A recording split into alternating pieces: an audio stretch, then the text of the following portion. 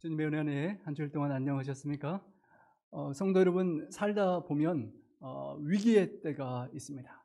우리 방 박사님의 전기가 곧 나온다고 제가 들어서 기대가 되는데요. 그 책 속에 얼마나 많은 인생의 위기가 들어있었고 어떻게 그것을 기회로 선용하셨을지 참 많이 기대가 되는데요.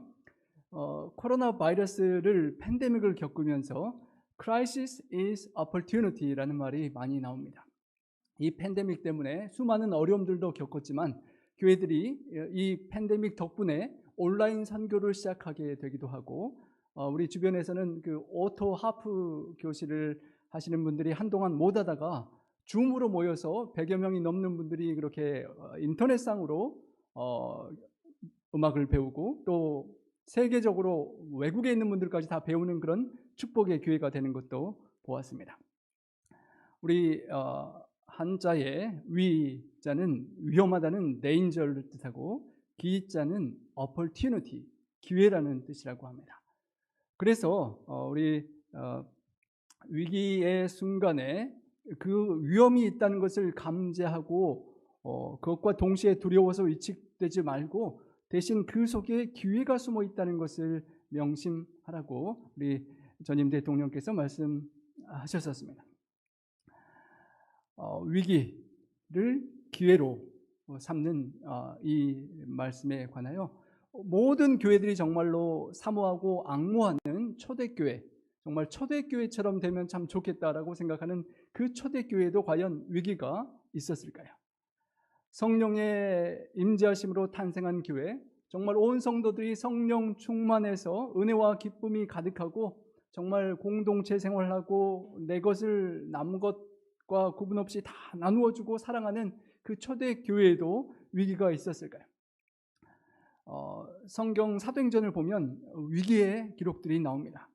사도행전 4장과 5장에 보면 외적인 위기가 있었습니다. 종교 지도자들의 박해의 위기였습니다. 예수님을 죽이고 그리고 예수님의 제자들을 계속 잡아 가두고 복음 전파하는 것을 금지하고 예수님의 이름으로 말하지 못하게 하면서 핍박하고 죽이는 그런 외적인 위기가 있었습니다. 하지만 베드로와 요한과 사도들은 하나님 앞에서 정치나 종교 지도자들 당신들의 말을 듣는 것보다 하나님의 말씀을 듣고 순종하는 것이 옳다라고 말하면서 계속 핍박을 무릅쓰고 박해를 이겨내며 그것을 기회로 활용하였습니다.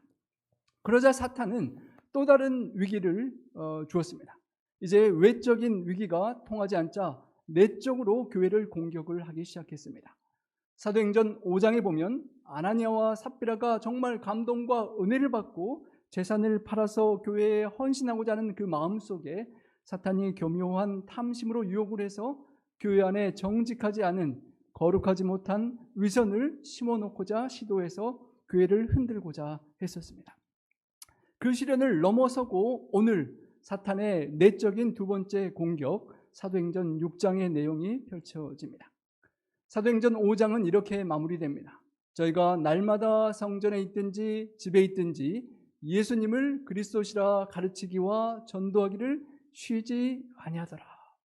초대교회 성도님들이 이렇게 한 주일에 한 번씩 또 두 번씩 교회에 나오시는 것이 아니라 날마다 성전에도 가고 또 공동체 소그룹으로 모이면서 예수님을 개인의 구주로 영접한 그 주님을 그리스도시라고 영접하라고 가르치고 전도하기를 쉬지 않고 그렇게 삶으로 전도하는 생활을 했다는 것입니다. 그 결과 그때에 제자가 더 많아졌을 수밖에 없었습니다.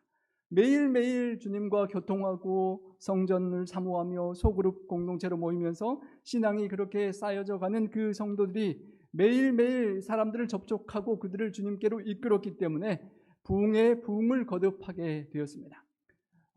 그냥 성도들이라기보다도 제자, 말씀을 배우고 예수님의 가르침을 배우면서 순종하며 따라가는 제자들이 계속 많아졌다는 것입니다. 3,000명, 5,000명 숫자를 헤아릴 수 없을 만큼 허다한 무리들이 급성장하면서 초대교회가 부흥하고 성장되었습니다. 수많은 사람들이 모이다 보니까 그 중에는 가난하고 어려운 사람들도 많이 섞여 있었습니다. 초창기에는 12 사도가 구제하고 돕는 데 별 문제가 없었는데 사람들이 너무너무 많아지고 그 모든 사람들의 필요를 채우다 보니까 역부족이었을 것입니다. 말씀을 전하고 기도하는 일도 바쁜데 구제와 봉사하는 일들이 계속 많아지면서 힘겨워진 상태 속에 이런 위기가 찾아왔습니다. 여러분, 교회 우리 성전에 자리가 조금 비어 있는데요. 예전에 우리 나파교회에 자리가 꽉 차고 부족해서 의자를 놓고 있었던 그런 부흥회 때가 있었다고 들었습니다. 여러분, 그때가 좋으셨죠? 그렇지만 또 좋으면서도 불편한 점도 있으셨을 것입니다. 때로는 모르는 방문자가, 구도자가 찾아와서 내가 항상 앉는 편안한 어떤 자리가 있으실 텐데 그 자리에 딱 와서 차지하고 있으면 좀 불편하실 수도 있고, 그 뽕나무 밑에, 그늘 좋은 밑에 내가 자주 파킹했었는데 모르는 손님이어서 탁 파킹하면 불편할 수 있고, 사람이 늘어나면서 좋은 점과 함께 양보해야 될 일들이 생기는 것입니다. 초대교회의 제자가 정말 많아지면서 새로운 어려움과 위기가 생겨났습니다. 그 위기는 이러했습니다. 헬라파 유대인들이 자기의 과부들이 그 매일의 구제에 빠짐으로 히브리파 사람을 원망하였다는 것입니다. 유대인들은 구약 성경에 객과 고아와 과부를 돌보라는 하나님 말씀을 잘 순종하면서 구제 활동을 정말 열심히 하고 살았다고 합니다. 매주 금요일마다 안식일이 돌아오기 이전에 지역 거주민들을 위해서, 가난하고 힘든 과부들과 어려운 사람들을 위해서 14끼, 그러니까 하루에 2끼씩 먹어서 일주일 동안 먹을 수 있는 음식을 그렇게 또 물질과 함께 재정을 공급해주는 쿠파라는 주간 구제 사역이 있었고, 오늘 본문에 나오는 매일 구제에 빠졌다고 하는 그 매일매일 부족한 비거주자와 단기 체류자들을 위해서 집집 방문하여 음식을 배달해주는 탐후이라는 그런 구제 활동이 있었다고 합니다. 크리스찬, 예수님을 믿고 주님을 따르는 교회 공동체도 이러한 유대인들의 구제 사역을 구약 말씀을 따라서 그렇게 신실하게 실천하고 공동체 내에 있는 고아나 과부와 어려운 사람들을 그렇게 계속 도와갔다는 것입니다. 그런데 사람이 많이 늘어나다 보니까 처음에는 돌볼 과부가 몇 분 안 되었는데 막 수천 명, 수만 명 되면서 과부들이 늘어나니까 그 돕고 구제하는 일에 어려움이 생겼던 것입니다. 특별히 헬라파 유대인들의 과부들이 매일매일 구제하는 데서 좀 소외되고 빠지고 실수하는 일이 생겨가면서 원망과 불평이 싹트기 시작했다는 것입니다. 본문의 기록대로 그 당시에는 두 종류의 유대인들이 있었습니다. 예루살렘 교회 안에 헬라파 유대인과 히브리파 유대인들이 있었다는 것입니다. 헬라파 유대인이라는 것은 이스라엘이 과거에 아시리아나 바벨론의 멸망포로 되어서 자이타이적으로 이렇게 고국을 떠나 디아스포라, 소아시아와 유럽과 북아프리카 지역에 흩어졌던 그 사람들이 오순절에 유월절 절기를 또 지키러 왔다가 사도행전 2장에 기록된 대로 사도 베드로의 설교를 듣고 감동과 은혜를 받고 주님을 영접하고 회심했던 그런 사람들을 포함하리라 생각됩니다. 그들은 이스라엘을 떠나서 외국 생활을 오래 했기 때문에 외국 헬라 문화, 이방 또 문화의 영향을 받았고요. 헬라어를 주로 사용하는 유대인들이었습니다. 반면에 히브리파 유대인들이 있었습니다. 팔레스틴 지역의 본토에 거주하면서 히브리 민족의 정체성을 잃지 않고 선민의식을 갖고 살아가는 정통 유대인들이었습니다. 당연히 이스라엘 평민들이 쓰는 아람어를 사용했고 히브리 그 문화권을 유지하면서 자신들은 헬라파, 디아스포라의 유대인들보다도 문화적으로, 종교적으로 훨씬 뛰어나다는 자존감을 가지고 그렇게 살았던 유대인들이었습니다. 원에서 또는 원치 않건 간에 외국으로 나가 있었던 디아스포라 유대인들은 살다가 마지막 생에 연로하게 되면 고국 에루살렘으로 돌아와 살기를 원했었다고 합니다. 그래서 말년에 에루살렘으로 돌아오는 헬라파 유대인들이 많았다고 하는데요. 베드로와 사도들의 설교를 듣고 교회에 들어온 많은 사람들이, 또 연세 드신 분들이 고국에 돌아온 이방 그 디아스포라 헬라파 유대인들이 있어서 과부들이 더욱 많이 생겼을 것입니다. 우리가 룻기를 보면 나오미가 다른 나라로 남편과 함께 떠났다가 나이가 들어서 유대로 돌아오는 이야기가 나오는 것처럼 그런 비슷한 상황일 것입니다. 이 한 교회 공동체인데 이방인이 아닌 같은 유대인임에도 불구하고 문화와 언어가 다른 두 그룹이 한 공동체 속에 존재했다는 것입니다. 그리고 사람들이 늘어나면서 구제 활동을 하고 어려운 사람들을 돕는데 뭔가 실수가 나타나고 불편한 마음, 서운한 마음이 생기기 시작했다는 것입니다. 히브리파 유대인들이 알게 모르게 갖고 있었던 문화적, 언어적 그런 우월감이 헬라파 유대인들에게는 좀 불편하게 느껴지고 소외를 느끼게도 했을 수 있을 것입니다. 편한 사람과 자연스럽게 어울리고 이렇게 끼리끼리 모인다는 그런 것이 나쁜 것은 아니겠지만 그 속에 사탄이 원망과 불평을 심고 싹트기해서 키워가면 그때부터 문제가 되는 것입니다. 정말 평화롭고 은혜가 넘치던 초대교회에 갈등이 생기기 시작한 것입니다. 한 식구가 되었던 예수님 안에 형제자매 공동체 속에 다른 문화와 언어를 가진 그 틈을 비집고 사탄의 공격과 위기가 시작된 것입니다. 여기 원망이 되었다라는 표현의 영어는 멀머링이라고 나와 있습니다. 중얼중얼 나도 모르게 중얼거리면서 속삭이듯 원망과 불평이 싹트기 시작했다는 것입니다. 왜 저 히브리파 사람들은 먼저 받고 우리 헬라파 과부들은 저 오래 기다렸다 받아야 되는가? 왜 저 히브리파 과부들은 더 많이 받고 좋은 상품을 받는 것 같은데 우리 헬라파 사람들은 좀 질이 떨어지고 안 좋은 걸 조금밖에 못 받는 것 아닌가라는 그 불평들이 계속 쌓여가고 있었다는 것입니다. 이스라엘 백성들이 광야에서 모세와 아론을 원망하고 불평할 때 썼던 단어와 동일한 단어라고 합니다. 우리가 살아가면서 나의 마음과 기대대로 뭔가가 되지 않을 때 우리는 나도 모르게 원망과 불평을 이렇게 하게 됩니다. 다른 사람한테 말하지 않더라도 내 속 마음에서 그 마음이 들고 하나님은 그것을 또 아시게 되는 것입니다. 나를 알아주지 않을 때 서운하고 불평하게 되고 내게 조금 손해가 오면 그것이 불평하게 되고 내 마음에 이해가 되지 않고 내 마음에 들지 않을 때 나의 마음은 원치 않지만 상하게 되는 것입니다. 사도행적 The Acts of Apostles 87페이지에 보면 이렇게 표현되어 있습니다. 사도들의 노력으로 개종한 사람들의 마음이 그리스도의 사랑으로 부드러워지고 연합되었다. 편견에도 불구하고 그들은 모두 조화되었는데 이때에 사탄이 이 연합이 계속 존재하는 한 복음의 진리가 널리 보급되는 것을 막을 수 없음을 알고 이전의 사고방식을 이용하여 교회 안에 불화의 요소들을 끌어들이고자 하였다.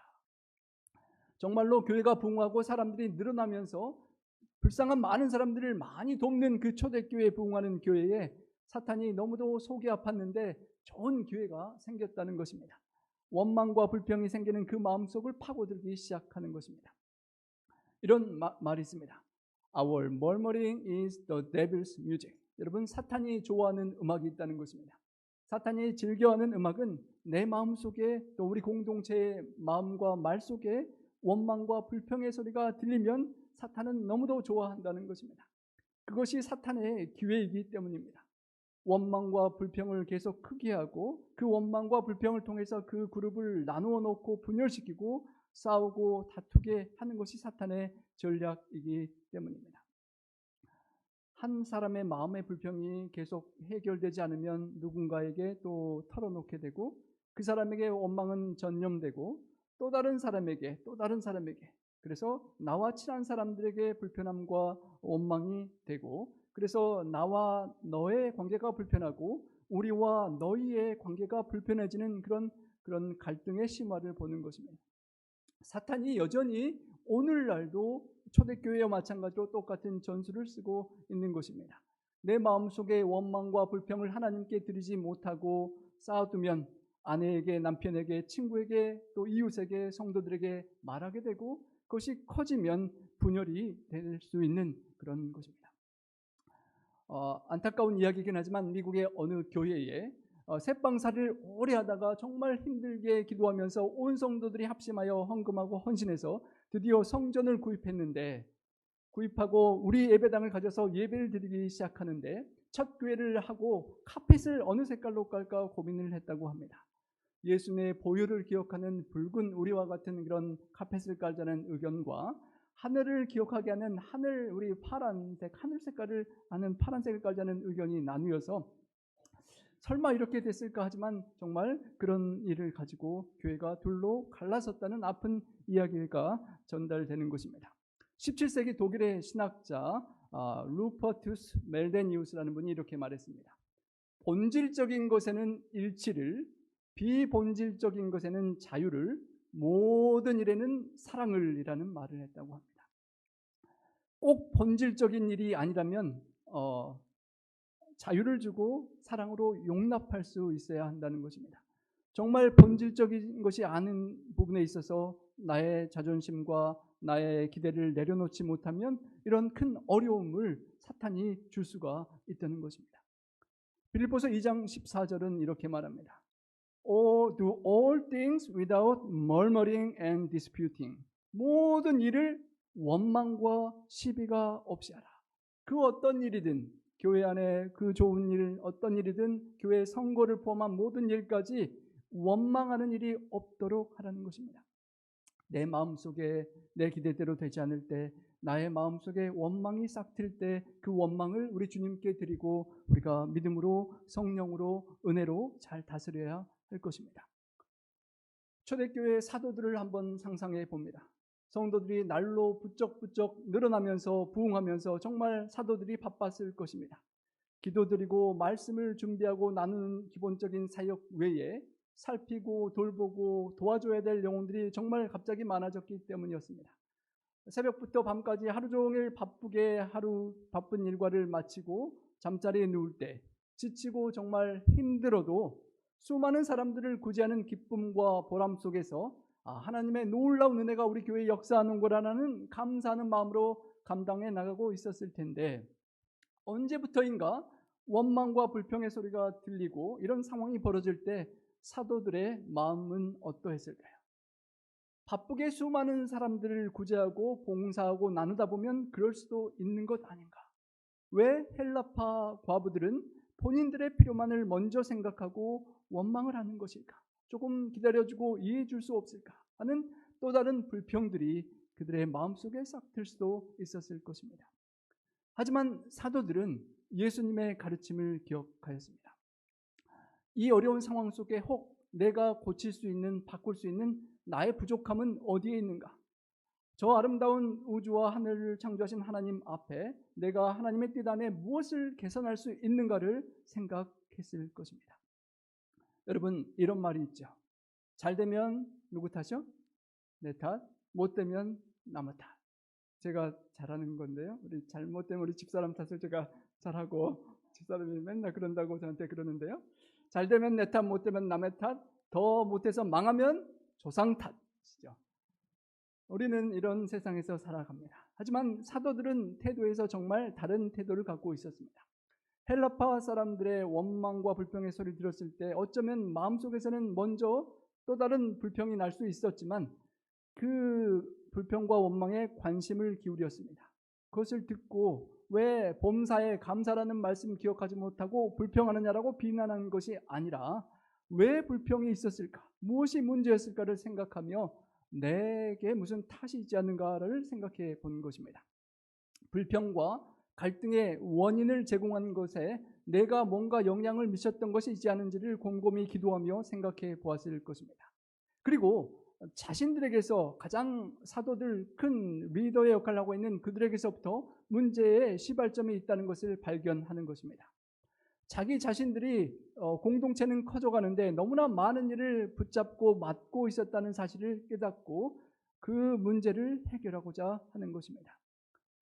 내 탓임을 알고 다른 사람의 덕, 당신 덕분입니다라는 것을 알고 그들의 원망과 불평 속에 해결점을 찾아가기 시작하는 것입니다. 12사도가 모든 제자를 불렀습니다. 교회의 문제가 발생하자 온 공동체에 영향을 미치는 성도들을 함께 모아서 우리 교회의 사무엘을 보는 것처럼 함께 모여서 그 고민을 나누고 해결하고자 하는 것입니다. 구제를 하는 것, 공개를 하는 것이 교회에서 해야 할 참으로 좋은 일입니다. 하지만 본문의 12사도가 12제자를 불러서 이렇게 제안합니다. 우리 함께 읽어보겠습니다.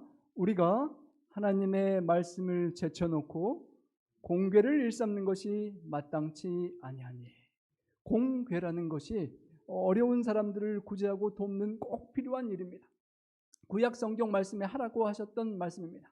하지만 그 공궤를 일삼다가 하나님의 말씀이 제쳐지고 뒤로 물러난다면 안 된다고 말을 하는 것이고, 12사도가 자기들에게서 찾은 탓과 문제가 바로 그것이었다는 것입니다. 하나님께서 주신 독생자 예수 그리스도에 주신 선교 대사명의 사명을 잊고, 그것보다 우선시 되어야 될 그 사명을 잊고 다른 것에 시간과 에너지를 너무 많이 빼앗기고 있었다는 것을 깨닫게 되었던 것입니다. 모든 성도들을 함께 불러 모으고 함께 참여하고 기도하면서 그 문제를 해결하고자 공동의 참여와 책임감을 함께 나누었습니다. 그러면서 봉사하고 구제하는 일과 함께 우리가 중요시해야 될 하나님의 말씀과 기도에 전념하는 일을 회복하자라고 그렇게 했다는 것입니다. 봉사와 친교와 회의와 구제와 수많은 공동체가 커지면서 할 일들이 많지만, 그 중에서 가장 중요한 것은 하나님의 뜻을 구하는 기도와 하나님의 말씀을 받아 전하는 말씀 사역이었다라고 말했던 것입니다. 사도들이 나의 잘못을 깨닫고 내 탓이라고 고백하면서 그렇게 제안했을 때 온 회중이 함께 그 뜻을 기쁘게 받고 그 해결점을 찾아가는 것입니다. 상대의 불편한 원망이 왜 있었을까를 헤아리고 배려하고 생각하며 나의 탓과 잘못을 찾아내고 고백할 때 공동체에 대한 그런 갈등의 위기가 하나님께서 역사하시는 연합과 화해와 일치의 기회가 되었던 것입니다. 자신들이 기도와 말씀에 전혀 집중하여 힘쓰지 못하고 일반적인 구제와 행정과 재무 회계와 그런 다양한 일들의 시간을 너무 빼앗기면서 이런 문제가 발생했다라고 고백했던 것입니다. 그리고 이렇게 제안합니다. 다 같이 모인 공동체 앞에서 형제들아, 너희 가운데서 성령과 제가 충만하여 칭찬 듣는 사람 7을 택하라. 우리가 이 일을 저에게 맡기리라 라고 그렇게 제안을 하였던 것입니다. 공동체의 필요를 함께 알고 함께 삶을 나누는 우리들 가운데서 성령과 지혜가 충만하고 칭찬 듣는 사람 7을 택하자고 제안했습니다. 본문의 영문에는 이렇게 표현되어 있습니다. Seven men of good reputation, 모든 사람들에게 좋은 평판을 받는, 인정받는 사람이면서 full of spirit and wisdom이라고 표현했습니다. 여러분, 성령 충만하다는 것을 생각해 보면 성령이 우리 마음의 잔에 물처럼 찰 때 충만하면 점점 차오르고 흘러 넘치는 것을 상상하게 됩니다. 전적으로 성령이 가득 차서 성령의 지배를 인도를 받는 사람을 말하는 것입니다. 고린도전서 12장 3절에 성령으로 아니하고는 누구든지 예수님을 주시라고 고백할 수 없다라고 말씀하셨습니다. 우리가 예수님을 나 자신의 개인의 구주라고 고백하고 영접하고 침례를 받는 모든 사람들은 성령님께서 역사하신 사람들인 것입니다. 그리고 그 성령님께서 함께 내재하시면서 함께 있을 때 우리는 사랑과 희락과 화평과 자비와 양성과 충성과 온유와 절제에 인내에 그런 성령의 열매들을 계속 맺어가게 되는 것입니다. 성령의 열매가 맺어지고 성령이 가득 차 흘러 넘치면서 성령을 통하여 받는 또 은사가 있습니다. 어떤 분들에게는 지혜의 말씀을, 어떤 분에게는 지식의 말씀을, 어떤 분에게는 건강의 기별과 치유의 말씀을, 다양한 은사들을 하나님께서 교회에 선물로 주십니다. 고린도전서 12장에 성령의 다양한 은사들이 나타납니다. 지혜의 말씀, 지식의 말씀, 믿음을, 병 고치는 은사를, 능력 행함을, 애언함을, 영들 분별함을, 그런 수많은 은사를 주셔서 그 은사들로 교회 공동체를 함께 섬기고 받들도록 하셨다는 것입니다. 성령님께서 우리 각자에게 임하셨고 함께하고 계시고 우리 각자에게 다양한 은사들을 주셨음을 기억합니다. 우리가 그 성령에 충만하고 주신 은사를 하나님께 드리면서 공동체를 함께 세울 수 있는 우리 모두가 될 수 있기를 소망합니다. 교회에서 직분이 주어지면 더 활용할 수 있는 기회가 되겠지만 혹 기회가 주어지지 않는다 할지라도 성령님께서 나에게 차고 넘쳐나는 그 성령의 은사와 열매는 직분이 있건 없건 감당하고 드러날 수밖에 없는 성령의 그런 현현과 나타남일 것입니다. 어쩌면 직분이 없이도 직분을 가진 사람 못지않게 성령의 은사와 사역을 하는 성도들이 있다면 정말로 그 공동체는 축복받은 공동체가 되리라 생각됩니다. 이사야 11장 2절에는 그 영을 이렇게 말합니다. 여호와의 영 곧 지혜와 총명의 영이요 모략과 재능의 영이요 지식과 여호와를 경외하는 영이 강림하시리니. 성령의 충만함과 함께 그 성령을 지혜와 총명의 영이라고 했습니다. 본문에서는 성령과 지혜가 충만하다고 했는데 성령이 함께 하시면 그 지혜의 영으로서 지혜가 또 충만하게 된다는 것입니다. 이 세상에 야고보서에 말하는 세상적인 꾀와 지혜가 모략이 아니라 하늘로부터 내려오는 정말 성결한 지혜, 화평하고 사랑하고 품을 수 있는 용납할 수 있는 지혜, 관용하고 양순하고 선한 열매가 가득하고 편벽과 거짓이 없는 하늘로부터 오는 지혜가 충만한 사람을 찾자고 했고, 그리고 공동체 안에서 또 사회적으로 바깥 사람들에게 칭찬을 받을 수밖에 없는 사람들을 기도하면서 함께 찾고 그런 사람이 되자라고 권면했던 것입니다. 그리고 그 사람들을 찾아서 그들에게 이 구제의 사역을 맡기자라고 했습니다. 사도들이 이 문제가 생겼던 원인을 우리들이 너무나 많은 책임을 사람들이 늘어났음에도 불구하고 계속 맡고 있었기 때문에 문제가 생겼기 때문에 이제는 이 나의 고난과 그런 역할을 위임하고 다른 사람에게 맡긴다고 그렇게 맡기자고 제안을 했던 것입니다. 내가 담당할 부분이 있지만 내가 할 수 없는 한계를 다른 사람에게 맡기고 함께 동력자로 세우고자 하는 것입니다. 내가 갖고 있는 권위의 어떤 역할의 키를 새로운 사람을 선택하여 주고 그 사람이 그 구제와 과부들을 돕는 구제 사역을 담당할 수 있도록 하면서 사도들이 그 책임을 위임하고 이제 남는 여유와 시간에 더욱 말씀과 기도에 전념하고자 했던 것입니다.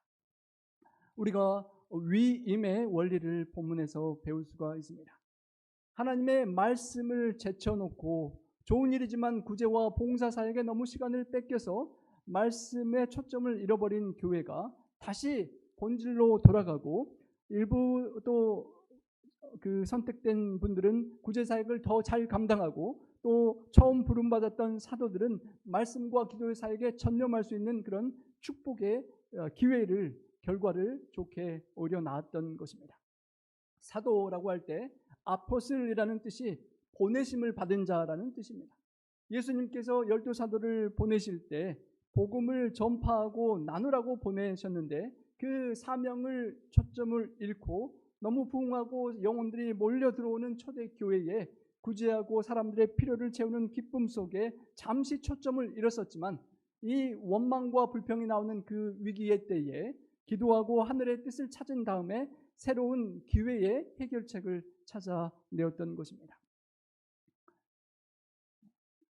가서 모든 족속으로 제자를 삼고 아버지와 아들과 성령의 이름으로 침례를 주고 내가 분부한 모든 것을 가르쳐 지키게 하라는 하나님의 예수님의 그 명령을 다시 회복하고 거기에 초점을 맞추는 사도들의 모습을 보게 되는 것입니다. 마음과 힘과 시간을 기도와 말씀에 더욱 집중할 수 있도록 교회의 행정과 재정과 관리를 또 그 선택된 7명의 리더들에게 위임하는 모습을 보는 것입니다. 공동체가 커져갈 때 또 우리가 더 커져갈 수 있도록 서로의 원망과 불평이 있는 것을 헤아릴 수 있다면 그 필요를 채울 수 있는 역할과 직분을 위임하고 또 함께 사역할 수 있는 지혜가 우리에게 필요한 것입니다. 출애굽기 18장에도 모세의 재판의 이야기가 나옵니다. 모세가 새벽부터 밤늦게까지 수많은 백성들의 문제를 해결해주고 심판해주느라고 너무도 지치고 백성들도 기다리느라고 힘들고 있을 때에 장인 이드로가 모세에게 말했습니다. 이 일은 혼자 감당할 수 없는 일이니 각 지파에서 하나님을 경외하고 진실한 사람들, 재능과 덕성이 겸한 재덕이 겸손한 자들을 세워서 그들의 재판을 돕게 하라고 제안했습니다. 그래서 그 조언을 받아들이고 그 자신의 권위와 재판의 그 권위를 다른 제독이 겸손한 리더들에게 1000부장과 100부장과 50부장 그렇게 나누어준 이후에 백성들은 작은 일들의 판단을 쉽게 해결했고 모세는 크고 어려운 일들만을 맡아서 하는 그런 좋은 결과를 낳았던 것을 기억하는 것입니다. 위임의 지혜를 우리 교회 공동체가 배워서 또 실천해야 하는 것입니다. 우리는 기도하는 것과 말씀 전하는 것을 전무하리라 하였습니다. 사도들이 권위를 위임하고 그 다시 회복된 시간과 에너지를 가지고 기도드리면서 하나님의 뜻을 찾고 하나님 뜻을 받아서 말씀을 깨닫고 그것을 가르치고 전파하고 설교하는 일에 전무하리라고 했습니다. Primary duty, main task, 가장 집중적으로 우선시해야 될 일이 기도와 말씀을 하는 것이라고 그렇게 그것에 전무하겠다라고 표현한 것입니다. 영문 표현을 보면 또 의미가 새롭습니다. We will give ourselves continually to prayer and to the ministry of the word. 하나님의 말씀과 기도에 잠깐 투자하고 잠깐 기도하고 말씀 보았다 또 다른 일 바쁘다가 또 말씀 기도하고 또 바쁘다가 그러는 것이 아니라 continually 계속해서 꾸준히 많은 시간과 에너지와 정성을 들여서 기도하여 하나님 뜻을 찾고 그 깨달은 바를 나누는 일에 continue 계속해서 지속적으로 전무하겠다라고 하는 것입니다. 성도 여러분, 우리 점심 파트락을 우리 김정인 집사님께서 또 맛있게 준비해 주셨는데요. 한 가지를 잘 하는 것에 상당히 에너지와 정성이 많이 필요합니다. 한 가지를 잘 준비하는데 그것을 정성을 쏟고 시간을 들이고 준비를 해야만 가능한 것입니다. 설교의 말씀을 우리 장로님들께서 또 목사님과 여러 어르신들께서 나누어 보신 경험이 있으시겠지만 어떤 설교의 순서를 맡고 안식일학교 특순 순서를 맡고 준비할 때 그 한 가지를 잘 준비해서 나누기 위해서는 많은 시간과 기도와 정성이 필요됩니다. 한정된 시간을 놓고 다른 많은 것들의 시간과 마음을 빼앗기면 기도하고 말씀을 보는데 집중하지 못하면 시간은 어느덧 다가오고 한정된 시간 안에 준비된 그것을 나눌 수밖에 없는 것입니다. 사도들이 하나님의 말씀과 기도에 전무하고 집중할 수 있도록 함께 다른 리더들이 세워지고 그렇게 동역할 때 사도들이 과거에 뺏겼던 시간과 에너지와 그런 모든 것들이 줄어들고 사도들은 말씀과 기도에 전념하고 준비된 말씀들을 더욱 나눌 수 있었다는 것입니다.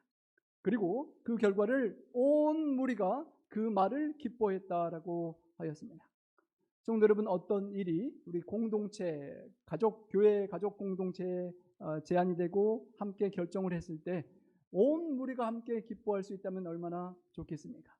때로는 가족 안에서도 어떤 결정이 내려지면 나는 저것을 원치 않았는데 다른 쪽이 결정되면 또 다수의 의견을 함께 따라가다 보면 한쪽에 나의 마음은 불편할 수가 있습니다. 하지만 초대교회는 온 무리가 함께 그 말을 기뻐했다라고 합니다.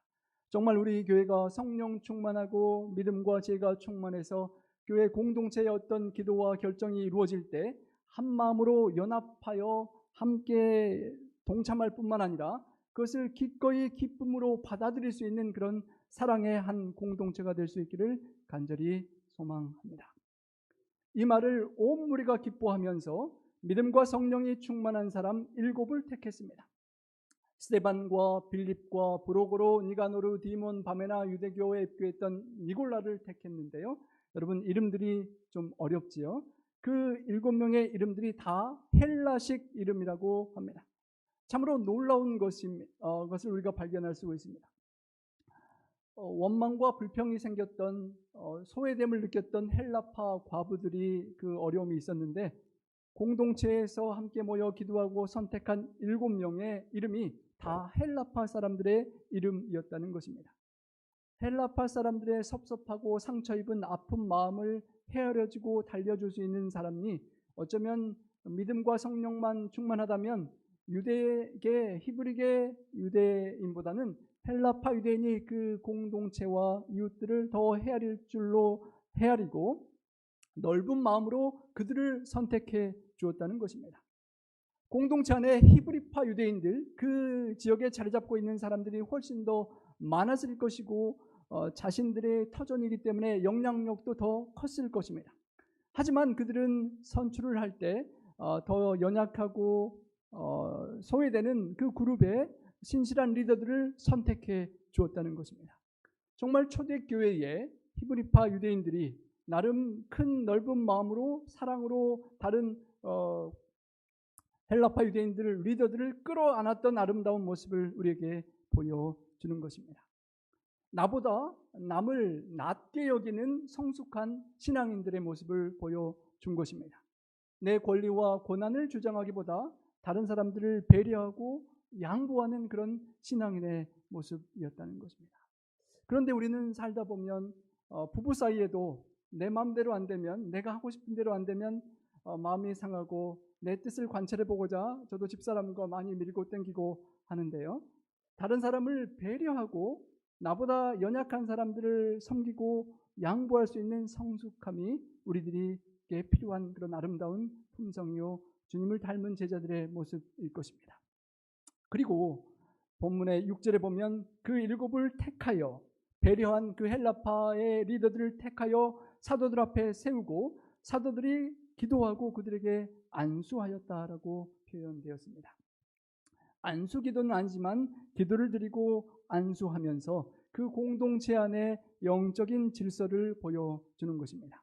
온 회중이 마음을 모으고 기도하면서 7명을 일꾼을 선택한 이후에 하나님께서 허락하신 영적 지도력을 부여받은 사도들이 기도하고 안수하면서 7명의 일꾼들이 교회를 대표해서 이제 과부들을, 또 어려운 사람들을 돕는 구제사역을 담당하는 권한을 위임받는 그런 확증하고 선포하는 그런 예식을 가졌던 것입니다. 그 결과를 우리 한번 다 함께 읽어보겠습니다. 하나님의 말씀이 점점 왕성하며 예루살렘에 있는 제자의 수가 더 심히 많아지고 허다한 제사장의 무리도 이 도에 복종하니라. 그 결과 온 성도들이 마음을 함께 모으고 연합하고 기뻐하면서 그 결과 너그럽게 배려하는 그 결과 말씀이 점점 왕성하여 갔다고 했습니다. 말씀이 왕성하게 퍼져나가는 것입니다.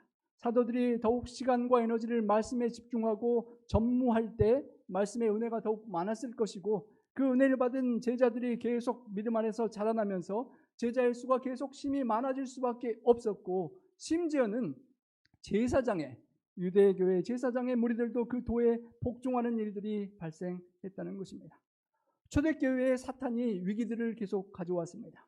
외적으로 핍박하고 내적으로 아나니와 삽비라를 통하여서 위선의 시험을 넣고 서로를 향하여 불평 원망하는 위기를 계속 주었지만, 성령 충만했던 초대교회는 이 모든 술책들을 극복하고 위기를 기회로 삼고 더욱 성장했던 것을 보는 것입니다. 사도행적 95페이지에 이런 권면이 있습니다. 그리스도인은 그리스도인과 연합하고 교회는 교회와 연합하고 인간의 도구는 하나님과 협력하고 우리 모든 대리자는 성령님께 복종하여 모두 하나님의 은혜에 복된 기별을 세상에 전파하는 일에 연합해야 한다. 이것이 본질이라는 것입니다. 목회자나 장로님, 집사님들, 어떤 직분을 가진 사람을 떠나서 성도로 불림받은 예수님을 구주라고 부를 수 있는 성령의 임함을 경험한 성도들은 복음의 기별을 온 세상 땅끝까지 전하는 그 본질을 위하여 말씀과 기도에 전무하고자 하는 헌신과 그것을 위하여 한 마음 한 뜻으로 연합하는 것이 우리의 그런 자세이어야 한다는 것입니다. 그런 일이 우리 안에는 없어야 하겠지만, 혹 공동체가 계속 이어지고 새로운 분들이 오고 어떤 새로운 활동들을 하다 보면 초대교회처럼 우리도 원망과 불평이 생길 수도 있는 것입니다. 그럴 때 우리가 그 어려움을 솔직히 겸손한 마음으로 털어놓고 이야기하고, 또 그 이야기를 들을 때 왜 그랬는지를 잘 헤아리고 내 잘못을, 내 탓을 찾아보고 그것을 함께 기도하며 해결점을 찾아서 성령의 지혜로 초대교회처럼 더욱 건강한 그런 공동체를 세워갈 수 있기를 간절히 소망합니다. 우리 모두는 각자가 주님을 영접한 성령님을 모신 성도들입니다. 성령님은 분열하고 나누는 영이 아니라 하나 되게 하고 연합하게 하는 영이십니다.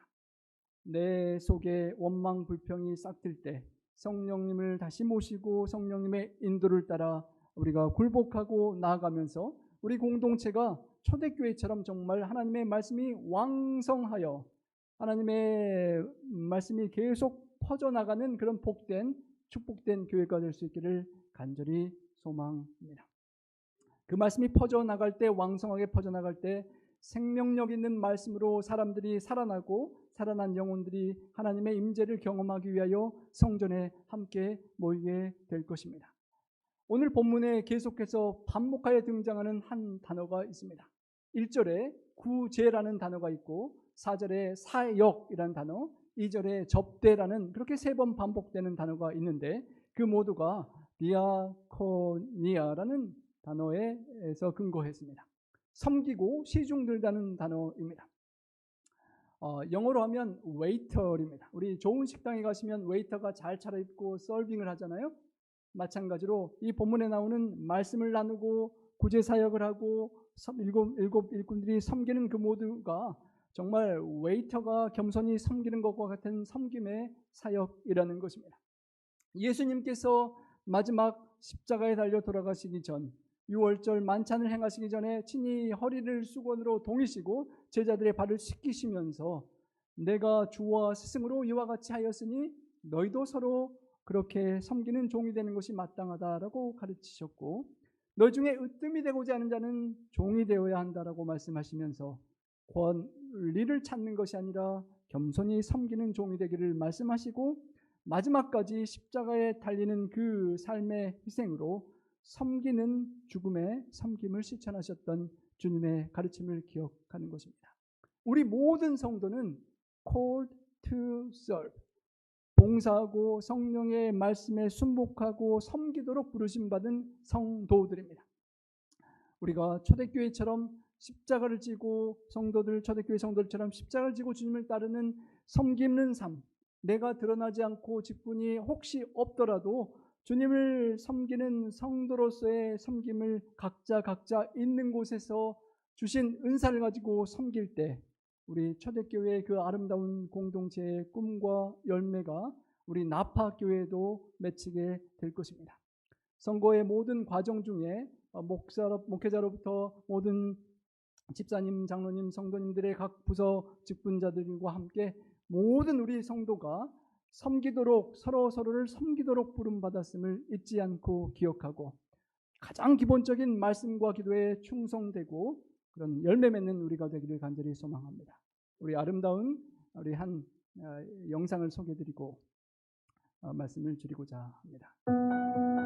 여러분, 우리가 찾아야 될 본질, 이 작은 씨앗이 있습니다. 농부가 땅에 씨앗을 심고 매일같이 정성을 들이듯 우리는 가장 기본적인 본질인 말씀의 씨앗, 기도의 씨앗을 심고 기다립니다. 시간이 지나면 이 싹이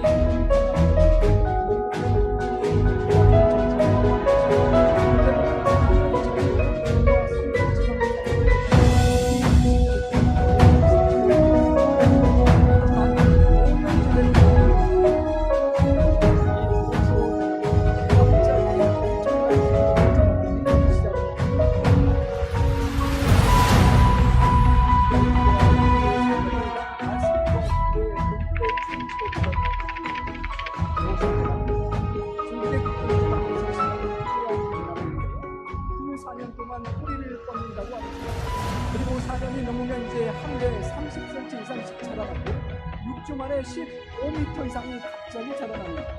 그리고 그 일대가 순식간에 빽빽하고 울창한 대나무 숲이 되고 복음의 증인들도 우리 각자가 부르심을 받았습니다. 사람들의 마음속에 복음의 씨앗을 심는 용부들로 우리는 부름을 받았습니다. 성장이 당장은 보기에 더딘 것 같더라도 때로는 4년 동안 아무런 반응이 없는 것 같이 보여도 언젠가는 복음의 열매가 맺힐 것을 기대하며 믿음으로 신실하게 나아가는 그런 성도, 우리 각자가 전도자가 되기를 원합니다. 본질, 기도와 말씀을 우리가 나에게, 다른 영혼들에게 심고 또 서로 협력하여 물을 주고 할 때 우리 하나님께서 그것을 자라나게 하시고 놀라운 그런 울창한 부흥과 성장을 경험하게 하실 것입니다. 정말 우리 모든 성도님들이 직분을 다 떠나서 말씀과 기도에 뿌리를 내린 일에 충실하고 전념함으로 정말 말씀이 나로부터, 우리 가정으로부터 온 교회의 왕성해서 우리 나파와 이 주변 지역사회와 땅끝까지 제자의 수가 심히 많아지고 수많은 제사장의 무리도 이 주님의 복음의 도에 복종하게 할 수 있는 그런 아름다운 우리 나파 공동체가 되기를 소망하며 말씀을 드리겠습니다.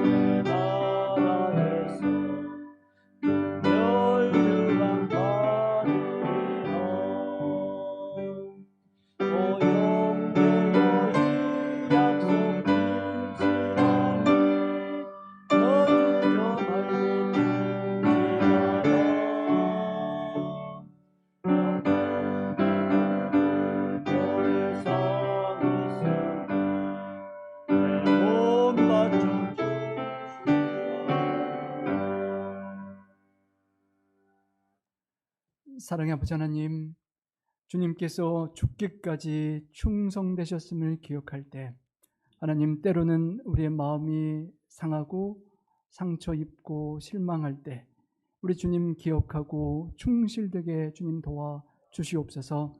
하나님 아버지, 사탄이 초대교회부터 여러 가지 외적 내적 공격으로 흔들었지만 성령 충만한 성도들이 믿음으로 승리하고 이겨낸 기록이 성경 말씀에 오늘까지 전해짐을 인하여 감사합니다. 우리 주님 속히 이 땅에 다시 오기를 간절히 고대하는 우리 재림 성도들이 마지막 이때에 교회를 함께 공동체를 운영하고 살아나갈 때 하나님 더욱 마지막 때 자기 때가 얼마 남지 못함을 보고 발악할 우리 사탄 마귀의 시험과 공격이 우리 공동체에 분명히 있을 줄 아오니 하나님 아버지 지혜의 영이 되신 성령님께서 우리 모든 성도들에게 함께하여 주시고 성령 충만해 주셔서 영적인 분별력으로 사탄의 시험과 마귀의 유혹을 깨달을 수 있도록 도와주시고 내 마음 저 깊은 곳에서부터 싹 타오르는 속상함과 서운함과 원망과 불평의 마음들을 주님 성령의 불로 살라주시고 성령의 연합하게 하는 영께서 우리 모두의 마음을 붙잡아 주셔서 한 마음 한 뜻으로 연합하고 초대교회처럼 양보하고 배려하며 협력하여 주님께서 맡겨주신 충실된 가장 기본적인 부르심 주님을 따라 십자가를 지고 매일매일 말씀과 기도에 전무하며 인생의 가장 중요한 생명의 말씀에 또 주님을 전파하는 말씀 영혼 구원의 사명에 초점을 드리는 우리 모든 나파교회 성도님들 될 수 있도록 함께 주시옵소서. 청성된 우리 성도님들의 삶의 열매가 우리 교회의 깊은 뿌리로 흩어지고 정말 얼마 걸릴지 모르지만 또다시 우리 예전의 영광을 회복하고 주님께서 기대하는 초대교회의 그 아름다운 부흥이 주님 오시기 전까지 이 나파교회를 통하여 이루어질 수 있도록 함께하여 주시옵소서. 우리 성도님들의 마음에 또 이 시간 함께하지 못한 성도님들의 영혼에 입은 상처와 아픔을 하나님께서 아시오니 위로하여 주시고 주님 혹 저의 잘못으로 우리의 부족함으로 내 탓으로 상처와 아픔을 입은 형제자매가 없는지 살펴보고 회개하고 돌이키고 회복할 수 있도록 도와주시며 주님 우리 모두가 한마음 한뜻으로 사랑으로 연합하는 아름다운 사랑의 공동체가 다시 부흥하는 공동체가 될 수 있도록 함께하여 주시옵소서. 하나님 귀한 삶을 시간을 에너지를 또 물질을 주님께 바친 우리 성도님들의 충성됨을 축복하여 주시고 삶 속의 모든 필요를 채우시며 이 코로나 팬데믹을 통과하는 이 모든 과정에 하나님께서 함께 하시는 기회와 역사의 축복을 받아 누리실 수 있도록 도와주시옵소서. 하나님 말씀을 붙잡고 또 한 주간 살아갈 때 말씀이 삶 속에 실천되고 역사하는 말씀의 뿌리가 깊이 내리는 축복된 성도님들의 삶이 될 수 있도록 우리와 동행하여 주시옵기를 간절히 원하옵고 우리 구주 예수님 성호자여 간절히 기도하옵나이다. 아멘.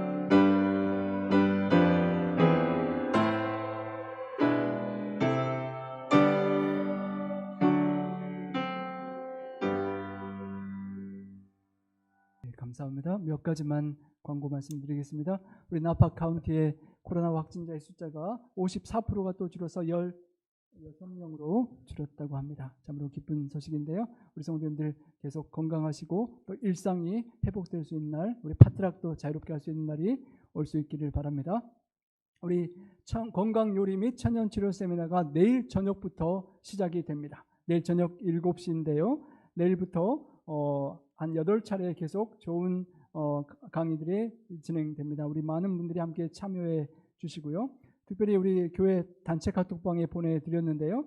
내일 저녁에 참여하실 때 우리 나파 교회의 성도님들은 자기의 이름 앞에 번호 숫자가 있습니다. 그 숫자를 넣으시고 이렇게 함께 참여하시면 되겠습니다. 혹시 궁금하시면 저에게 연락 주시면 도와드리도록 하겠고요. 그리고 예전에 1차 천연치료 세미나에 참석하셨던 분들은 토요일 저녁, 오늘 저녁부터인데요. 특별한 또 그렇게 세미나가 저번에 참여했던 분들을 위해서 준비되어 있습니다. 그래서 그곳에도 또 예전에 참여했던 분들을 함께 동참하셔서 유익한 시간 되시기 바라고요. 주변에 지인들에게 코로나를 잘 극복할 건강 면역을 증진시킬 좋은 기회이니까 많은 사람들에게 소개해 주시길 부탁드립니다. 우리 교회 선거위원회 2차 모임이 수요일 저녁에 6시에 교회에서 식사 이후에 7시에 있도록 하겠습니다. 우리 선거위원들 참여를 부탁드리고요. 우리 성도님들께서 모두 기도해 주시고 또 선거위원회의 부탁을 받으실 때 가능한 함께 기도해 주시고 동참해 주시길 부탁드립니다. 오늘 점심은 우리 김정희 집사님과 우리 이순자 집사님께서 준비해 주셨습니다. 우리 동생이 주안에서 먼저 잠드심으로 힘드신 중에도 우리 사랑하는 성도님들을 생각하는 사랑의 마음으로 맛있는 음식을 준비해 주신 우리 김정희 집사님 또 특별히 감사를 드립니다. 맛있게 드시고 또 오후에 성도들 사랑의 교제 나누시고 또 결석한 분들, 이웃들 챙기시는 그런 복된 안식일 오후 되시기 바랍니다. 감사합니다. 기도할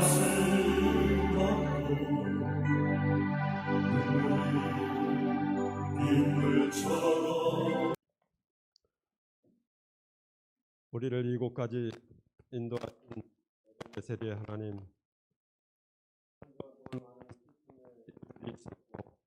슬픔을 당한 가족들이 있었지만 아버지 그 모든 가족들을 하늘의 위로와 소망의 주인 되신 주님께서 위로하여 주셔서 모든 슬픔을 잘 감당하고 이럴수록 영원한 본향을 또 저희들이 사모하며 그리워하는 저희들